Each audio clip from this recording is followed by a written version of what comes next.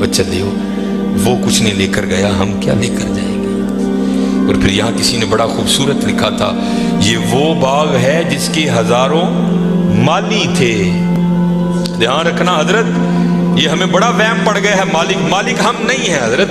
یہ علماء بیٹھے ہیں، اس نے قرآن کریم میں کب کہہ دیا کہ تم مالک ہو؟ تو قرآن کریم میں بار بار کہتا ہے وَلِلَّهِ مُلْكُ السَّمَاوَاتِ وَالْأَرْضِ، اور اللہ ہی کے لیے ہے زمین و آسمان کی بادشاہت۔ وَاللَّهُ عَلَىٰ كُلِّ شَيْءٍ قَدِيرٌ، یہ آپ آیت الکرسی میں ہر فرض نماز کے بعد اس بات کو دہراتے ہو۔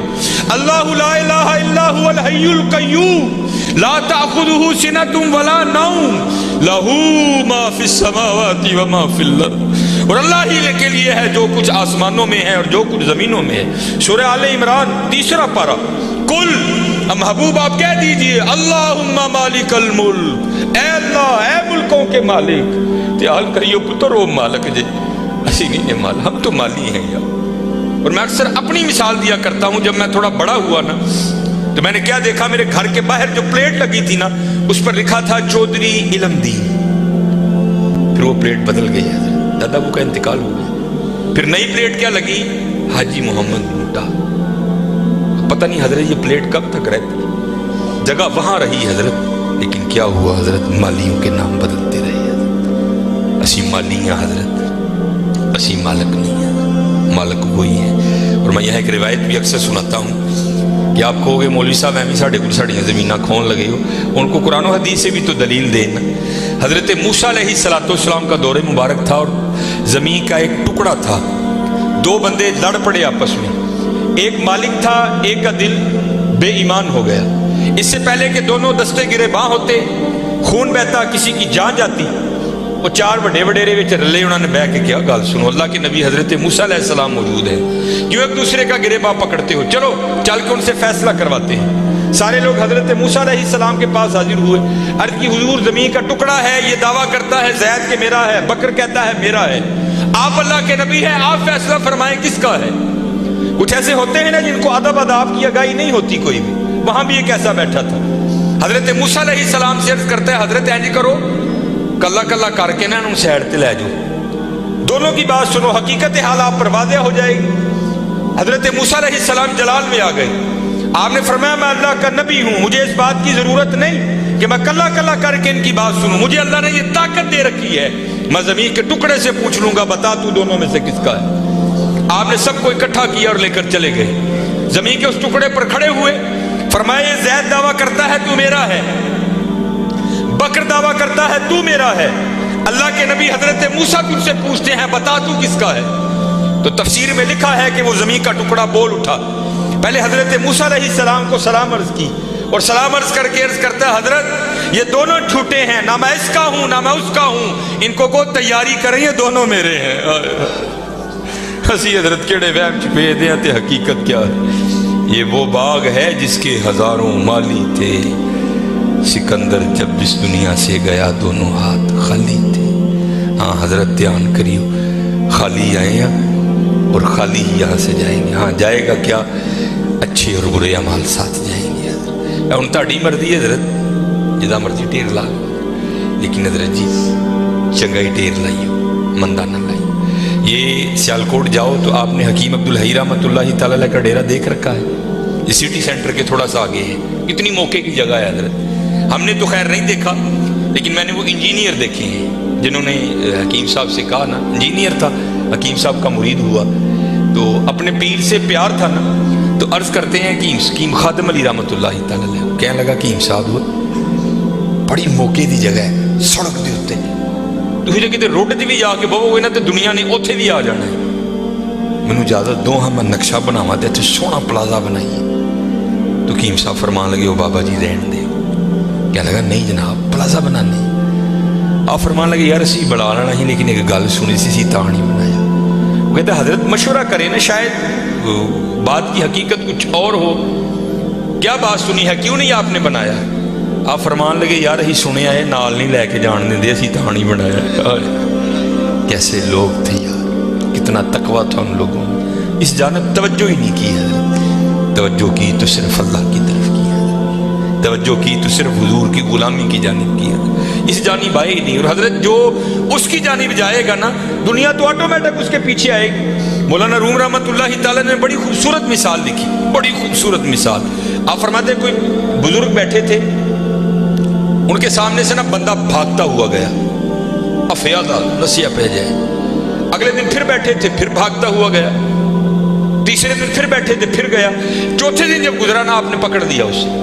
आपने फरमाया भैया तुझे क्या मुसीबत पड़ी है, रोज तू इस वक्त भागता हुआ निकल जाता है उस जानिब। और करता है हुजूर मैं अपना साया फड़न डे। आपने फरमाया फिर तू सारी जिंदगी नहीं पकड़ सकेगा। उसने कहा हुजूर वो क्यों? आपने फरमाया तूने कर दी है सूरज को कांड, साया आ गया है तेरे आगे। अब सूरज को कांड करके जितना मर्जी भाग, क्योंकि साया आगे है, वो भागता रहेगा, तू उसके पीछे भागता रहेगा, पकड़ नहीं सकता। हाँ एक काम कर ले, पकड़ फिर भी नहीं सकेगा, लेकिन फिर ये होगा कि तू साये के पीछे नहीं भागेगा, साया तेरे पीछे भागेगा। उन्हें की रो की आपने फड़कना का पासा पोया और मुंह कीता सूरज अल। फरमाया सूरज अल नूं दौड़ ला, साया तेरे पीछे पीछे दौड़ेगी। ये मिसाल देकर मौलाना रूम कहते हैं तूने भी अल्लाह और अल्लाह के रसूल के दरबार मुंह फेर लिया है और भाग रहा है दुनिया के पीछे। अब दुनिया आगे आगे, तू पीछे पीछे। ओए हाँ, भागना है तो दौड़ मदीना की तरफ लगा, फिर दुनिया तेरे पीछे पीछे होगी, तू आगे आगे हो गई। चलो लगाओ तो सही अल्लाह और अल्लाह के रसूल से लो, फिर देखो तो सही दुनिया तुम्हारे पीछे आती है कि नहीं आती। मुझे ये बात पसंद भी बड़ी है, अक्सर और पेशतर मैं सुनाता हूँ, क्योंकि ये जो बड़े लोग हैं ना हजरत, इनका कमाल ये है कि ये छुपाते हैं खुद को। और मेरा दिल कहता है, क्योंकि हकीम अब्दुल हई रहमतुल्लाहि तआला अलैह की 7वीं पुश्त विलायत पर ख़त्म हो गई आकर, उसके बाद सिलसिला नहीं चल सका आगे। तो ये बात आपके बड़ों में से किसी की थी, लेकिन नाम नहीं लेते थे।